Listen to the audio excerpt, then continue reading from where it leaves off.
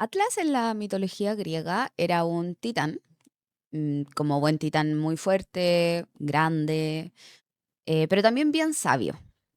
Y él luchó contra los dioses, ¿no es cierto? Los dioses olímpicos, en una guerra de los titanes contra los dioses. Pero la guerra terminó derrotando a los titanes y Zeus, que era como el dios de todos los dioses del Olimpo, el señor, oye, bájate de mi nube. Si alguien entiende esa referencia, ustedes son de mi grupo. Pero bueno, Zeus, ¿no es cierto?, decide castigar a todos los titanes, pero Atlas particularmente lo condena a algo bien particular, donde le dice que él va a tener que sostener el cielo sobre sus hombros por toda la eternidad, sin descanso, sin relevo y sin fin. Y desde entonces la imagen de Atlas quedó un poquito grabada como la imagen de un ser que es muy poderoso, pero que estaba condenado a algo muy solitario también. Él no podía soltar la carga, no podía delegárselo a nadie tampoco. Literal, el cielo cargaba sobre sus espaldas y la eternidad con ello se puede volver un peso bastante insoportable. Hay muchas imágenes de Atlas donde él se ve sosteniendo un orbe, em, agachado, incómodo. Y creo que es una excelente representación para poder hablar de la autosuficiencia, algo que hoy por hoy se alaba mucho en nuestra sociedad, en distintas sociedades, me refiero a este tiempo, pero que la verdad es que no es tan adecuado y la idea del podcast es poder ir entendiendo el por qué digo esto. Así que bienvenidos a todos mis nakamitas, ¿cómo están en este quinto y penúltimo capítulo de este podcast? Ayuda a mi psicóloga es otaku, donde la otaku soy yo y la psicóloga soy yo, tratando de usar personajes que queremos mucho, de series que nos gustan un montón, para poder hablar de temáticas que son un poquito difíciles y que siempre se nos hacen más sencillas cuando las abordamos desde algo que nos gusta, desde algo que nos entretiene y de algo que quizá incluso ha sanado nuestro corazoncito a través de las series. Así que en este inicio con Atlas, quiero que podamos hablar de las diferencias entre autonomía y autosuficiencia, que usualmente tienden a usarse como sinónimos, pero la verdad es que no lo son, y poder distinguirlas es bastante clave si queremos ir desarrollándonos en temas de salud mental de una forma que sea mucho más saludable, amorosa y autocompasiva con nosotros.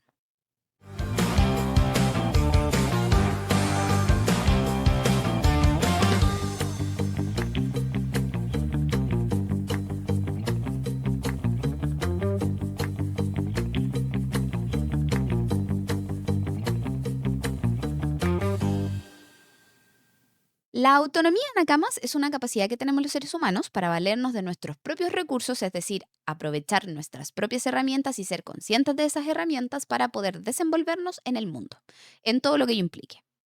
Sin embargo, lo que poca gente sabe es que la autonomía se desarrolla en parte por ser dependiente de otros antes de ser autónomos.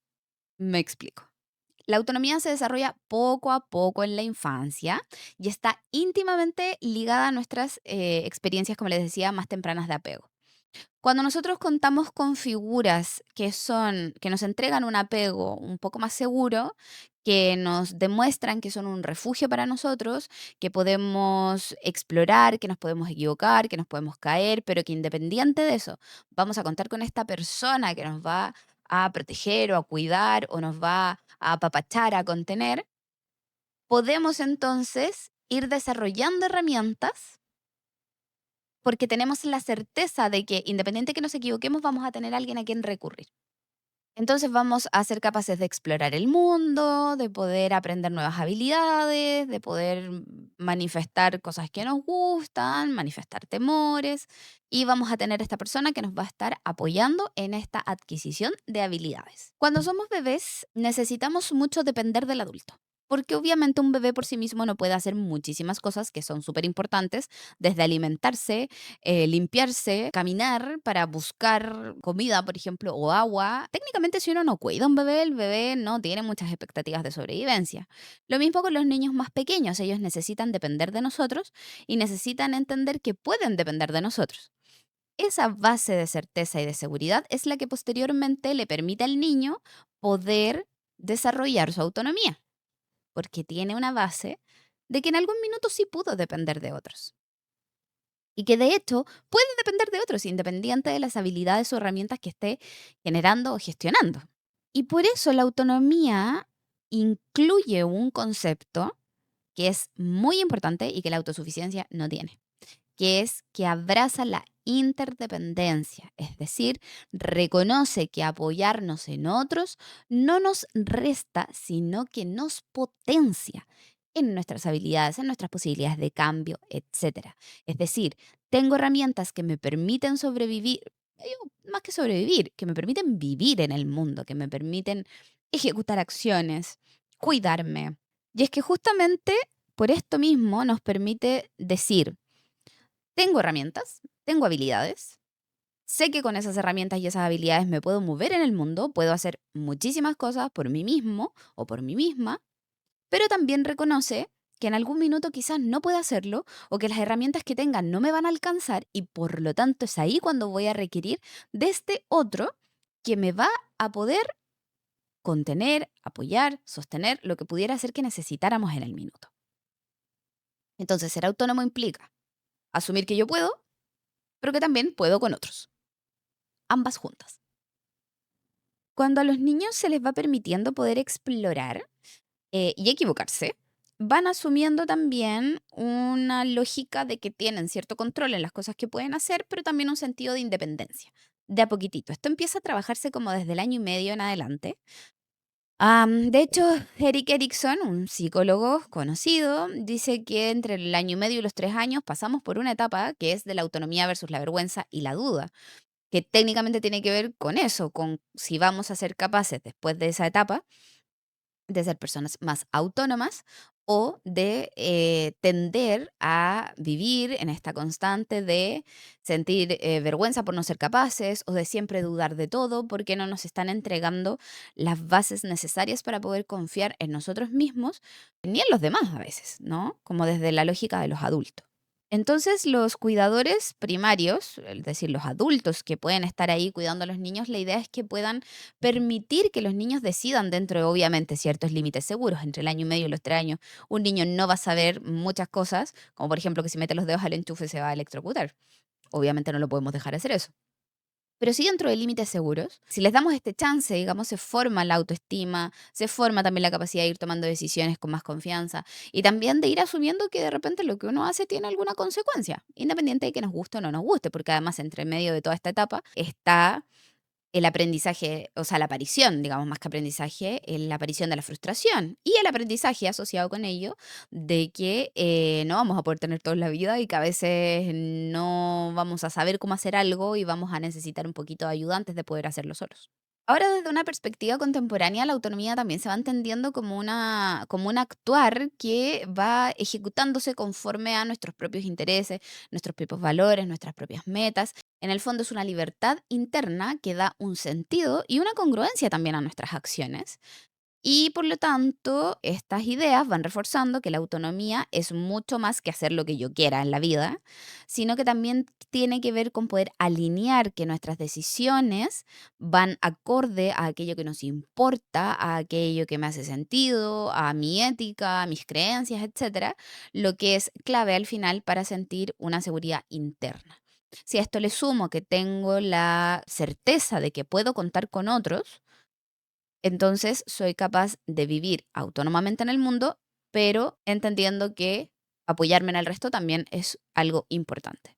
La autosuficiencia, por otra parte, tiene que ver más con esos impulsos que de pronto podemos sentir de hacer las cosas solitos, prescindiendo un poco de la ayuda de los demás. En nuestra sociedad, la autosuficiencia es vista como un valor positivo porque somos independientes, no necesitamos a nadie, ¿no es cierto? Etcétera, etcétera. Pero la verdad es que la autosuficiencia en muchas ocasiones aparece más como una especie de defensa, como una coraza frente a una desesperanza que pudimos haber vivido en experiencias más primarias, que son dolorosas y que nos convencieron que la verdad es que no podíamos contar con otros.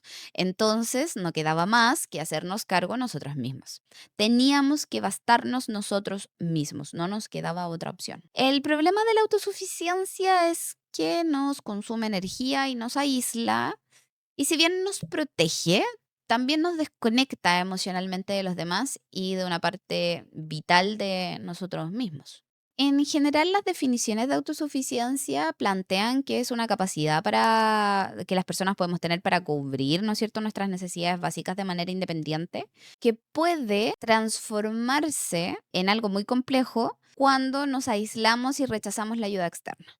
Así como hablábamos de que en la autonomía íbamos desarrollando esta característica en base a tener estos adultos que se configuraban como nuestros apegos más seguros, que nos daban ciertas certezas en nuestras crianzas, etcétera.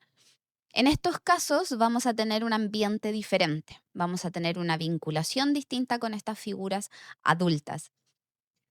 Cuando no hay un ambiente que sea suficientemente seguro para el niño puede ir aprendiendo a cuidarse solo y a no tener que depender de otros.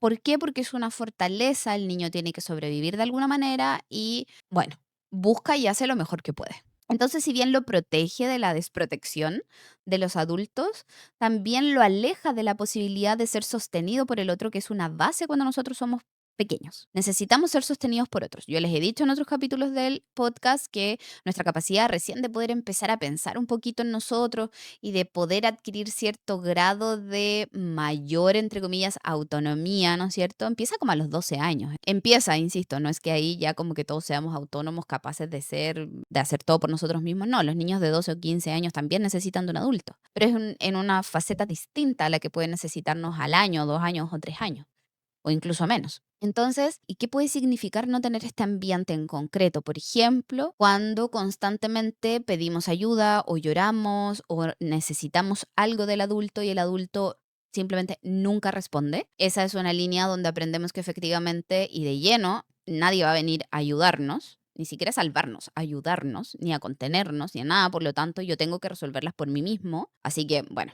me las tendré que arreglar. O también cuando tenemos adultos que responden, pero intermitentemente. A veces sí, a veces no. Entonces uno nunca sabe como cuándo vas a poder contar con este apoyo. Y en esas ocasiones también se pudiera generar una sensación de que tengo que ser autosuficiente y aquí me las tengo que bancar solito.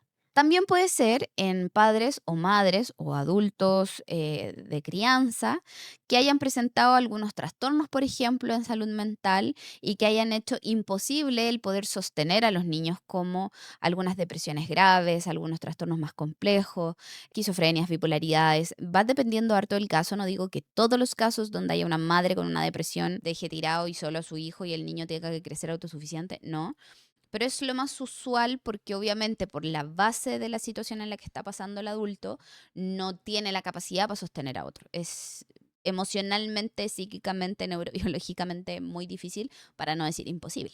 Por lo tanto, tenemos como todos estos contextos posibles, o también, que se me olvidaba y es algo que aparece harto en terapia, de chicos que tuvieron que ser como hermanos, padre-madre de sus hermanos menores, ¿no? Y tuvieron que hacerse cargo de otros niños, siendo niños. Entonces, finalmente, ellos tenían que ser los adultos de la casa, cuando es imposible que un niño sea un adulto, pero se tiene que sobreadaptar a esa situación. Entonces, cuando tenemos niños que son súper autosuficientes, o que en verdad como que no molestan en nada, o que son como adultos pequeños, la verdad es que tiende a lavárseles un montón, porque no molestan en nada, pero la verdad es que estas cosas aparecen netamente porque el niño no está siendo sostenido por el adulto, que es lo que debería ser. Entonces, por supuesto que va a aparecer como una especie de mandato de, bueno, si quiero estar bien, lo tengo que hacer solo o sola, ¿no? Entonces, esta coraza finalmente, Nakamas, las vamos construyendo para no sentirnos vulnerables, pero que a la larga se convierten en un aislamiento, porque cuando somos adolescentes o incluso ya adultos, dejamos de contar con el resto para todo. Por lo tanto, si alguien genera un vínculo cercano con nosotros, un vínculo de afecto real, y quiere ayudarnos, nosotros constantemente no lo vamos a dejar. Constantemente lo vamos a estar alejando, no le vamos a permitir que nos ayude. Y eso es muy triste para el otro, que genuinamente quiere ayudarnos y quiere acompañarnos. Y por lo tanto, estas personas puede ser que en algún minuto se vayan de nuestras vidas porque ven que no les permitimos entrar. Y por supuesto que uno después con eso lo único que hace es Autodecirse que, claro, como uno lo pensaba, uno siempre se va a quedar sola porque nadie va a estar ahí contigo. Pero también es importante ir mirando desde la contraparte lo que puede ir significando para un otro que jamás le permitamos entrar en nuestra vida para poder apoyarnos. Y por supuesto que entiendo la parte de donde es muy difícil para nosotros que hemos crecido con esta idea, pero también es muy difícil para el otro sostenerse en un contexto donde siempre se va a encontrar con una muralla. Por eso es que nos aísla la autosuficiencia. Y por otra parte, también empieza a generarnos como problemas sociales, porque por ejemplo, esto me tocaba mucho verlo cuando trabajaba con chicos universitarios de primer año. Pasaba que cuando hacían trabajos en grupo, había uno que a veces se tomaba todo, hacía todo, no le permitía a nadie hacer nada, o si dejaba que el resto lo hiciera, después también cambiaba todo, porque si no lo hacía él, no iba a salir bien. Y eso obviamente que generaba muchos problemas sociales, porque estás, de alguna manera, lo voy a poner en un término muy coloquial, como mirando en menos también las capacidades de los otros.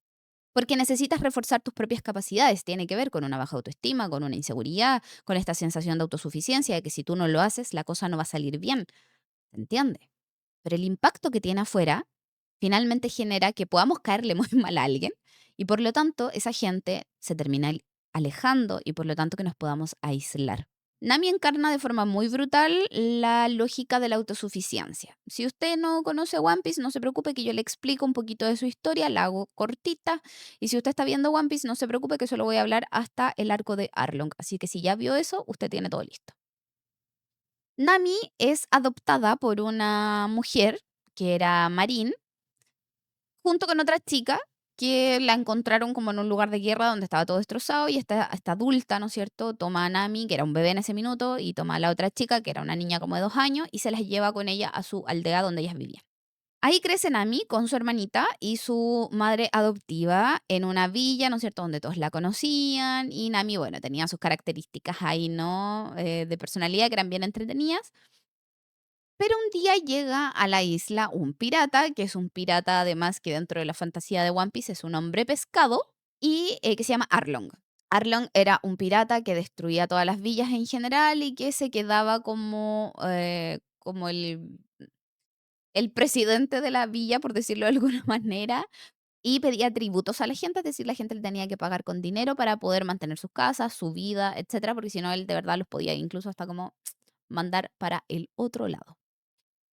Y cuando llega a esta villa, le exige una cierta cantidad para que la madre de las niñas viviera y otra cantidad para que las niñas vivieran, pero le alcanza a la madre de Nami solo para pagar o por las dos niñas o por ella, no para las tres. Y ella, en su amor de madre, decide pagar por sus dos hijas y ella muere. Arlong la, la destruye. Y Nami, am, obviamente siente mucho dolor, pelea mucho. Arlong se da cuenta de que Nami es muy buena dibujando mapas, mapas del mundo. Se la lleva entonces y es ahí donde Nami se le ocurre, porque ella era una persona muy inteligente desde muy chiquitita, que puede llegar a un negocio con Arlong. Y llegan al acuerdo de que cuando se junta una cierta cantidad de dinero, Arlong le va a como devolver la villa y la isla a Nami y que ellos se van a ir de ese lugar. Entonces Nami se une a la banda de este mafioso, de este pirata mafioso y comienza a trabajar para él, ¿no es cierto? Empieza a robar para poder conseguir dinero y lo va guardando hasta poder conseguir lo que Arlong le exigía para devolverle a toda su gente y dejar de torturar a todas las personas que ella quería muchísimo. El tema es que ella no podía pedir ayuda porque Arlong ya le había demostrado claramente que era alguien muy poderoso y que podía simplemente ir y destruir a toda la villa y matar a todas las personas que ella quería. Por lo tanto, Nami lo que hace es asumir que ella tiene que hacerlo sola y que nadie más podía ayudarla porque eso significaría exponer a otras personas que quiere, dar el chance de que Arlong les pudiera hacer algo y ella ya no quería ver a nadie más sufrir ni irse de su vida como le pasó a su madre. Cuando Nami ya es adulta, se vuelve una muy buena ladrona, pero también se vuelve una persona muy dura en términos emocionales, muy distante. Toda la gente de la aldea la odiaba, entre comillas, porque ella sabía metido a la tripulación de Arlong. Ella cuando ingresa a la tripulación jamás le cuenta a nadie de esto que ella estaba planificando, de poder ganar todo este dinero para poder recuperar la villa. Entonces toda la aldea la detestaba porque ella se había ido a trabajar por dinero con aquel que había asesinado a su madre. Cuando vuelve a su aldea junto con Luffy y los demás, vamos viendo como características muy importantes del tema de la autosuficiencia. Luffy se da cuenta de que hay algo que está pasando, pero no entiende qué. A él nunca le importan mucho las historias pasadas de sus amigos, ¿no? A él le interesa lo que son hoy. Entonces, Luffy constantemente le va diciendo, Nami, te ayudo, Nami, necesitas ayuda, Nami, si necesitas ayuda, cuéntame. Ellos ya llevaban un ratito como navegando juntos. Y Nami, en todas las veces que él le dice, Nami, te ayudo, te ayudo, te ayudo, ella le dice no. Y de hecho, es un no y un no sal de acá, y porque estás acá, si te dije que te fueras, como que también es muy dura respecto a cómo plantea este de córrete de aquí. Y Luffy se queda como ahí muy esperando. Y llega un momento en el que Nami se da cuenta de que no importaba la cantidad de dinero que ella tuviera, Arlong jamás estuvo dispuesto a respetar el trato que tenían. Cuando ella se da cuenta de eso, colapsa un montón y Luffy se le acerca sin decir absolutamente nada y cuando Nami se quiebra le dice, por favor, ayúdame. Por supuesto que Luffy le dice que sí, derrotan a Arlong y Nami aprende que en ciertos momentos de la vida es bueno pedir ayuda porque no se puede con todo solos, frente a algunos escenarios como este. Entonces, con Nami un poco vemos un montón que esta autosuficiencia que ella tenía, era más bien como una soledad disfrazada de que ella podía con todo. Después de que su madre desaparece, que era su vínculo seguro, ella de verdad sintió mucho miedo de que le quitaran a otras personas valiosas en su vida y por lo tanto decide enfrentar sola algo para lo que no estaba preparada. Era un enemigo extremadamente fuerte y además muy mentiroso, cosa que ella no lo pensó siendo una niña de 8 años, lo cual está bien.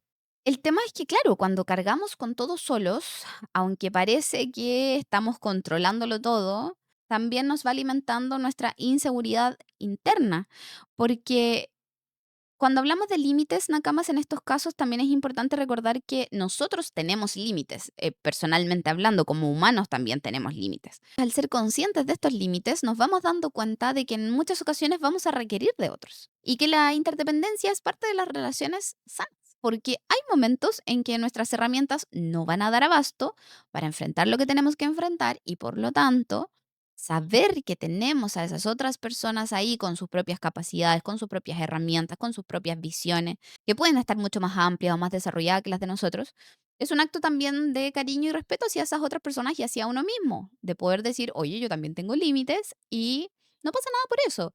Quizá tengo que trabajar más en esto, quizá tengo que desarrollar más esta otra herramienta, ahora que ya lo hizo otra persona, ya sé cómo se hace, entonces bueno, lo repito y lo hago yo solito, pero tener esa capacidad de tener a otro en quien tú te puedas apoyar es central.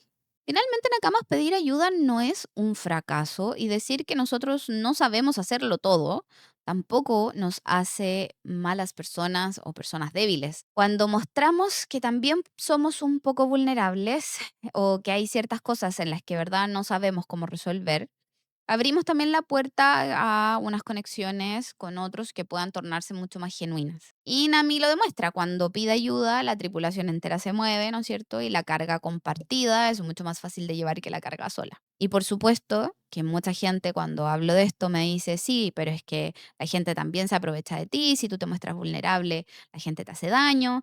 Y por supuesto que uno habla de eso, uno dice esas cosas porque has tenido experiencias así. Y no lo niego, hay mucha gente en el mundo que quizá va a aprovecharse. Y sí, pueden ser, ustedes los pueden categorizar si quieren como malas personas. Para mí son personas que tienen, bueno, toman ciertas decisiones en la vida y tienen ciertos patrones de relación. Y es efectivo que sí podemos tener ese tipo de experiencias, pero eso no significa que todas las relaciones son así, Nakamas. Y por eso es tan importante trabajar en nosotros para también ser capaces de ir mirando en quiénes confiamos, a quiénes les pedimos ayuda y en quienes ya sabemos la respuesta que nos van a dar. En muchos casos, me toca en terapia, por ejemplo, que me dicen, no, es que le pedí ayuda a mi mamá, pero bueno, fue como siempre, me dijo lo mismo que siempre y me dejó sola. Exacto, porque quizá entonces no le tienes que pedir ayuda a tu mamá. Tienes que buscar otras relaciones interpersonales donde la gente sí genuinamente quiera apoyarte y acompañarte sin decirte que eres menos valioso o valiosa por ello. Finalmente, la autonomía reconoce que independiente de que tengamos estas herramientas que nos permiten movernos en el mundo, en ocasiones vamos a requerir de otros, mientras que la autosuficiencia teme admitir que vamos a requerir de otros, por lo tanto nos hace creer y nos pone en un escenario muy solitario al decir que podemos con todos solos y que no necesitamos a nadie, cuando eso humanamente no es real. Y bueno, Nakamas, se viene el momento Kaizoku. Ya saben que es ese momento donde yo les dejo una tareita asociada a todo lo que estamos hablando o algún tip. En este caso, quiero invitarte a que durante la próxima semana estés observando alguna situación concreta en tu vida donde hayas sentido que estás cargando todo solo o sola. Y pregúntate con mucha honestidad, ¿lo estás haciendo desde la autonomía porque eliges hacerlo, porque tienes las herramientas y te sientes capacitado y en verdad puedes desarrollar esa tarea? ¿O desde la autosuficiencia, es decir, porque crees que no puedes contar con nadie más? ¿O solo porque estás creyendo que tienes que poder con todo por ti mismo? Después escribe en un papel, si es desde la autosuficiencia, ¿a quién crees que podrías pedir apoyo? ¿Y qué pasaría si te permites compartir aunque sea un poquito de esa carga con alguien? No tienes que hacer eso todavía, simplemente basta con imaginarlo y ponerlo en palabras, porque a veces el primer paso para empezar a soltar un poquitito el peso es reconocer que no tenemos que sostener el cielo solos, como Atlas. Como siempre, Nakamas, ha sido un placer acompañarlos en este día lunes y espero que el capítulo de hoy te haya permitido reflexionar un poquitito respecto a si estás moviéndote en la vida desde la autonomía o desde la autosuficiencia. Y si sabes de alguien que quizá requiera escuchar algo similar, envíale el capítulo. Estás escuchándolo desde YouTube. Activa la campanita para no perderte nada. Si lo estás escuchando desde Spotify, tú ya sabes cómo funcionan los podcasts. Para mí ha sido un placer estar aquí. Muchas gracias por escuchar este episodio completo. Nos vemos entonces la próxima semana con el último capítulo de Ayuda, mi psicóloga es otaku.